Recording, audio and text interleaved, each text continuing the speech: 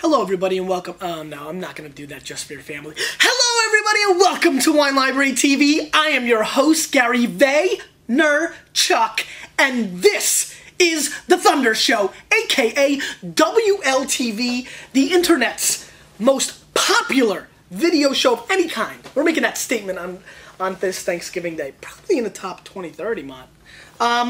That's Chris Mott, the man behind the camera. You'll hear me say that. I'm not saying Ma, like many people think I'm saying. My mother is not taping me in my basement. Though that would be awesome, because I love my mother. And if you know, last year's Thanksgiving episode was a heck of a lot more classy than what I'm giving you today. Mott, as a matter of fact, link it up for them so you can see that we do it nice. This is going to, I felt like with so many new people watching for the first time, I wanted to give the exact feel of how the Thunder Show is done. And I'm just really honored. It's so weird, before I get into this, to think right now that, thousands of people are watching this, and I'm in your home on Thanksgiving, which I believe really is such a powerful and an emotional holiday for me, because, it's all about family at some level, and to me that is what it's all about. So, it's downright humbling. I had to give it to them.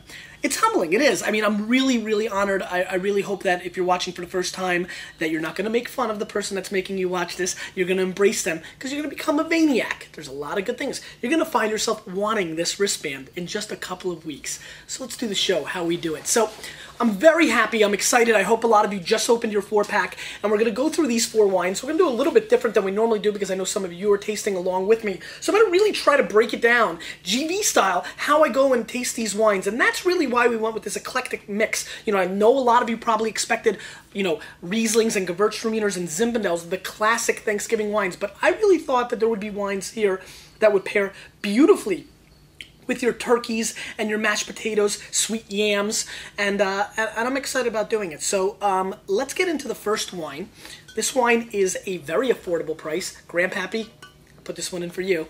This is the Premiado 2006 Torrontés from Argentina.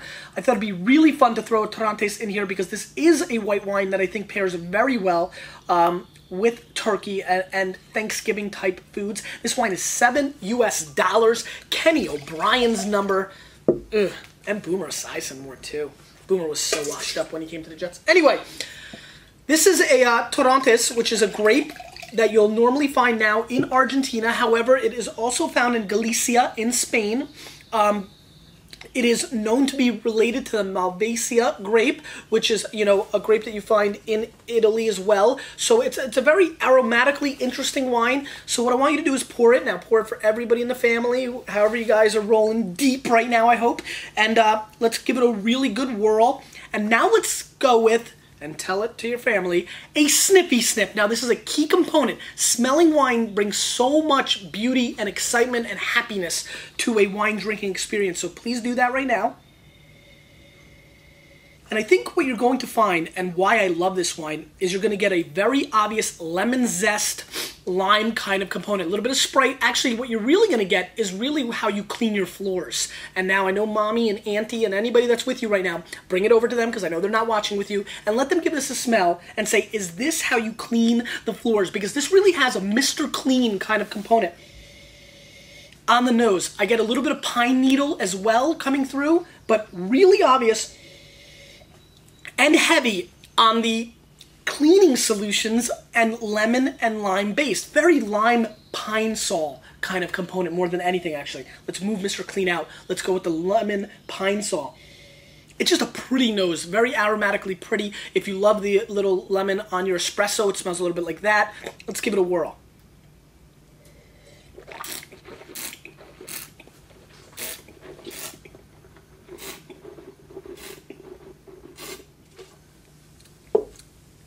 Now try to whirl it all in your mouth. Don't spill on your shirt. Don't be scared. You don't look like a fool. The key is to hit as much part of your palate as possible.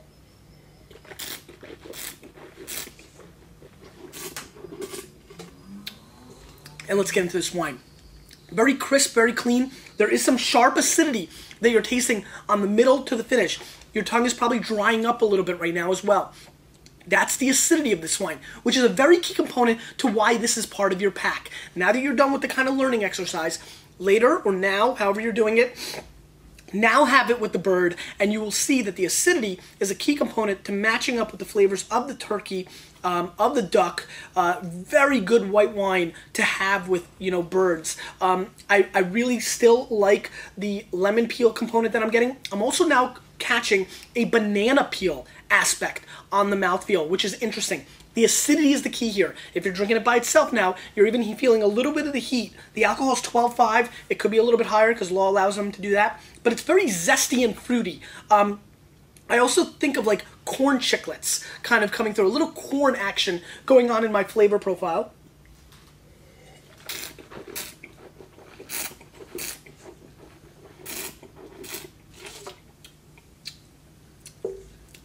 This is a lemon and some flowers. It's as simple as that. Very basic entry-level white wine, but much more interesting and aromatically and flavor palette-wise more expressive than a lot of Sauvignon Blancs and a lot of Pinot Grigios. And at 7 bones, a wine that you will adore come this summertime. I'm drinking it pretty warm. Most of you are probably drinking it chilled, so you're probably not even feeling the heat or the acidity. It's toned down by the coldness, and you're just getting the pretty lemon and floral components. I think this is an 88-point wine. I think this is a down-and-out steal. This is the kind of white wine that I adore with, again, turkeys, but also, if you are a fan and can get into some shellfish, then get some Kumamoto's, go West Coast oyster on it, and you will absolutely, positively adore this wine. 88 points, best buy value. Let's move on. I like that wine, Mom. It's good stuff. This is the San Patello Monica di Sardegna 2005. Now this wine is from Sardinia in Italy. It's a $10 US bones wine. It's predominantly Monica, which is the grape, but it's also got a little bit of Montepulciano and a little bit of Barbera. Now Monica is a grape that originated in Spain, believe it or not, though it's really found its home in Sardinia and really the only place you're finding it these days. Also, by law, you have to have 85% Monica in the blend of this wine, but you are allowed 15%. A lot of times it is Barbera and Montepulciano that are blended along. Again, this wine I thought was a lot of fun because it's a little bit of a different type of Italian wine. Not a lot of people have had a Monica in their entire lives, so this is a great opportunity for you to share and try something new that everybody collectively is trying for the first time. And it's a great price point. 10 bones is such a good value. And too many of you are drinking crappy Chianti like Ruffino and all this other stuff, and there's just so many other alternatives, even less expensive than the stuff you're drinking from Italy, and I think you're going to really enjoy this. Let's give this wine a snippy sniff. Now, what you're going to notice on this wine is you're getting some sour cherry components on the nose, but you're also getting a kind of not pleasant nose, almost like a dirty, a little dirty. Who's that? Who is that from Wu-Tang Clan? Old dirty bastard. Anyway, you're getting a dirtiness, a sweaty sock, a green pepper kind of component, vegetables meets the corner of a college dorm room kind of component. Throw some berries on that, and that's exactly what this wine smells like. Let's give it one more snippy sniff. Yeah, that's what it is. And let's give it a whirl. A little peppermint spearmint kind of component on the tail end of the nose.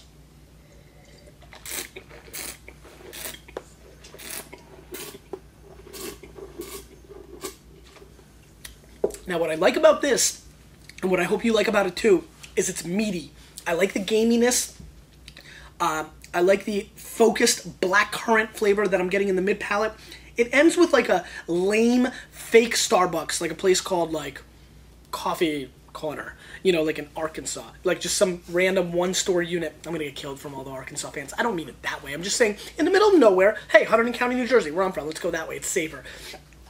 Middle of nowhere, one store unit trying to be Starbucks, but it's not that high quality. So I get a little bit of that like lame coffee-esque aspect on the finish on this wine, surrounded by light cherries. This is a light to medium bodied kind of wine. This goes great with pastas and pizza. A lot of you may be ordering pizza now as you watch my New York Jets stun most of your Dallas Cowboys. That's right. I know what's going on right now. I'm hoping you're watching probably before because we're airing it before, but maybe you'll watch this after. Right now, be prepared to see Kellen Clemens become a star on national television. That's all I'm saying. Sit back and enjoy that. You know Grandpappy's going to have the pants unbuttoned and sleeping. Probably somebody's sleeping right now in the corner. Laugh away, taste away, because Thanksgiving is the best holiday. Now, again, this is a light, not too complex, not earth-shattering kind of wine. I hope you're enjoying it. It's a light kind of thing. This, to me, is kind of stuffings or the vegetables that you have on the table right now. I'm a big fan of a wine like this with the stovetop stuffing. I love that stuff.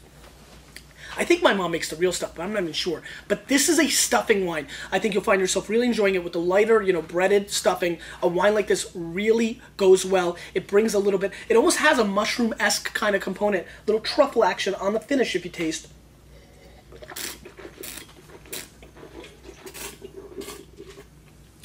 To me, this is an 85 or 86 point wine. And now you're going to say, whoa, Gary, why the heck would you send that to us in the 4-pack? I spent all this money. I trusted you. We didn't know what we were getting.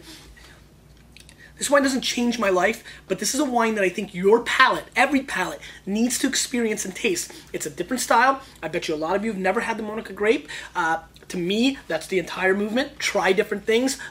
How many of you right now have a Beaujolais Nouveau on the table? Come on. Or a Santa Margherita Pinot Grigio. Enough. Kendall Jackson, please. Or a Yellowtail.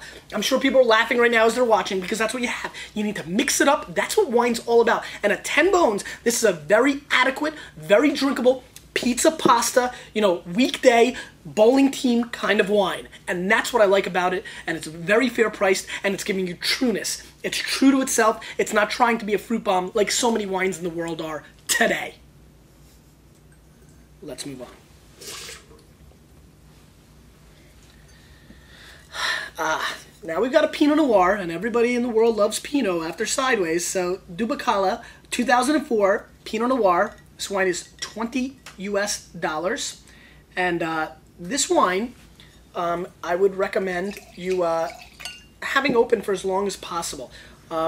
So I'll try to mention that on the episode, the sake episode, since I'm taping that next. A little weird stuff going on here. Anyway, Dubacala is a big, monstrous producer of Pinot Noir, small producer. And I thought it'd be a lot of fun to have a Pinot. This is really going to be your go-to dinner turkey wine right now. I'm really, really thinking that a lot of people will be popping this and using this as their main component drinking wine for the evening. It's got some nice color, not too crazy. Let's give it a sniffy sniff because that's how we do. And what you're getting here is like sweet tarts, which is quite pretty. I actually get a Pop-Tart component. You know the strawberry Pop-Tart with the creamy like white glazing and it's like sparkles and everything? If you open it and you smell it, I'm really getting that kind of strawberry Pop-Tart component on the nose. I'm liking quite a bit. I'm also getting a little bit of forest floor, as I like to call it. More like Northwest America, where you go to the big trees and you get the soil's very moist because it's dark and it rains a lot up there. But it doesn't rain as much as people think. It's actually just gloomy all the time. Anyway, let's give this, it's been gloomy here, I know. Let's give this a whirl. Very pretty nose. Much more candy-esque than the last three.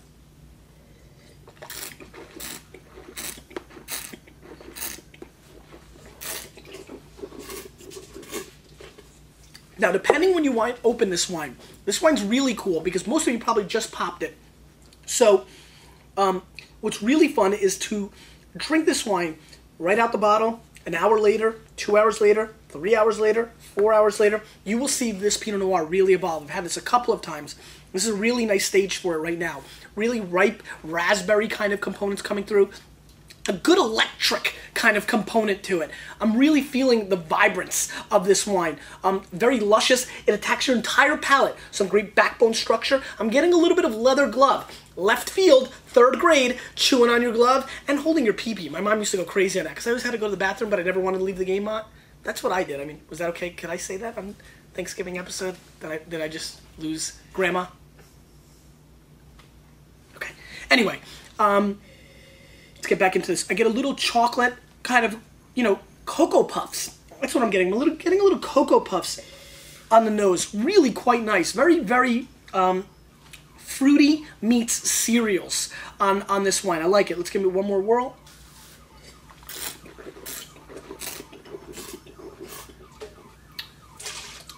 Nice long finish. Great roundness. Beautiful lushness.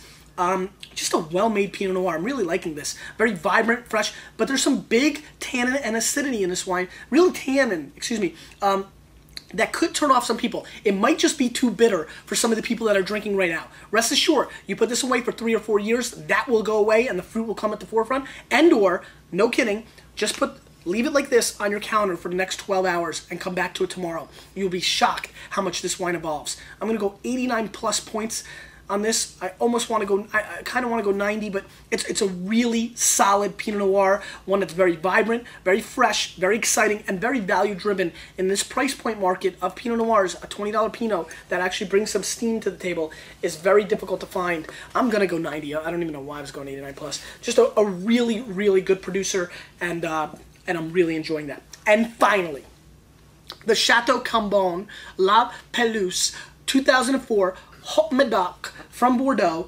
This producer is $19 US. Keyshawn Johnson's number, who's a jet and a cowboy. You like that, Mont? That was good work. 50% Merlot, 30% Cabernet Sauvignon, 18% Cabernet Franc, 2% Petit Verdot, and Petit Verdot is my grape. I love Petit Verdot, and I'm feeling Petit Verdot. Anyway, Bordeaux. You wouldn't think it, but I'm going with this. This is a 50% new French oak each year when it's being cellared.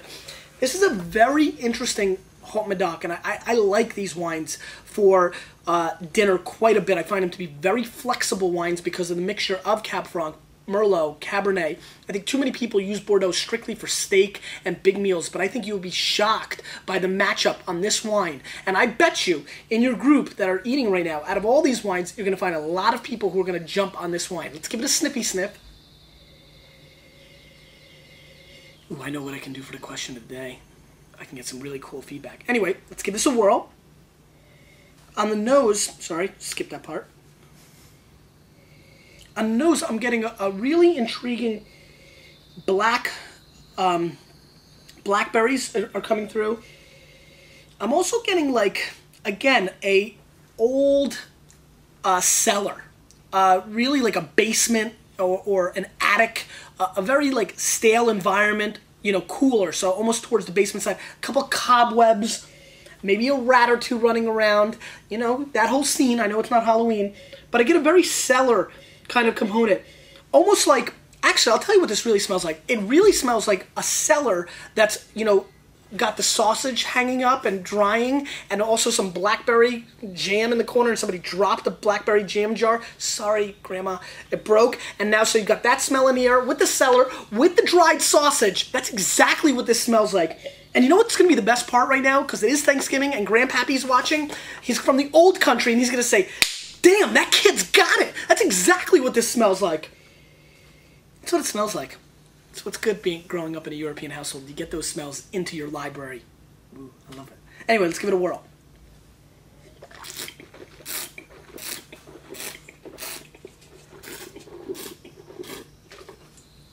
Now this wine is going to separate the men from the boys, the women from the girls. This wine is loaded. And this is why I wanted to have this wine part of this pack. Loaded, excuse me, with mid-palate tannin. It's like somebody is throwing a sour block into your mouth when you first attack this wine. Now, what's curious here is if you're not feeling that, then that means you're very ready to drink very big young wines. But if you are feeling it in a big way to the point where you're like, oh, I'm never watching this dumb kid again, I hate this wine, that means that tannins really bother you. And or, you know, you can't get through them. So rest assured, there's a very pretty plum start point to this wine, but then quickly analyze it. Go slow with me now. You'll get into a real tannic, bitter, tight as a rock kind of component.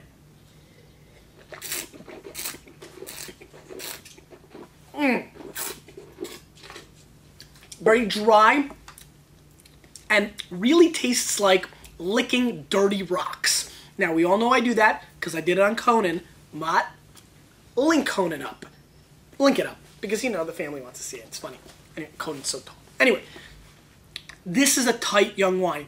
And this wine is what you need to pour out and really work all day. And tomorrow, when you're Black Friday shopping, maybe you can put this in a little flask and pull it out at the mall. It's going to start opening up. You're going to start being able to drink it a lot more. I like this wine. I love these bitter, tight, I like to call them Tannat, Mataron, Petit Verdot type tannins. Solid as a rock. You go bring this right now to the uncle with the most hair on his chest. I'm telling you, he's going to like it. However, this is a wine that needs food. This is the wine that really is going to benefit the most. Here's why it's really here. Of course, I wouldn't give this to you if I thought 10% of the people would like it. Now, take this wine and pair it up and eat as much food with it as possible. You will be shocked how the food, the bird, the mushrooms, the mashed potatoes, the yams, the stuffing, the pickles. Who eats pickles? I do. Anyway, whatever you're eating breaks through, changes the tannins, and makes this a much more food-friendly wine. This is what the Thunder Show is all about. Showing you, teaching you the difference of how wine can react to food. How different this is to the food now compared to how it was by itself. I like doing that kind of stuff. This is fun.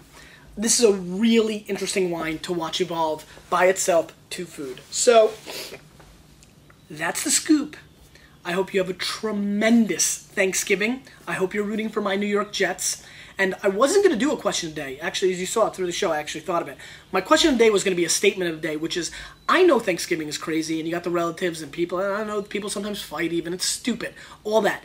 Take a step back, go big picture with me right now for a second, and realize when these people aren't around, when everybody's gone, how much you're going to miss them, how much you really do love them. Because family, my friends, is what everything is about. As much as stressed and all this crazy stuff that I have going on and all the craziness I go about the Jets and all the business and all that, step back, think about your parents, your wife, your husband, your family, brothers and sisters, uncles, aunts. This day is the best day. Give everybody a hug and a kiss. But I am going to give you a question of the day, which is, give me your Thanksgiving 4-pack story. You've just watched this, wait a little bit, come back, leave a comment, tell me how it went. You agreed, disagreed, tell me about grandma, tell me about the cousin that stood up and left after a minute and said this guy's an idiot. Tell me every story. That's what I like to hear. It'll give me a lot to do on Black Friday because, folks, you, with a little bit of me, and the people that just made you watch this, they're actually the biggest part. We're changing the wine world.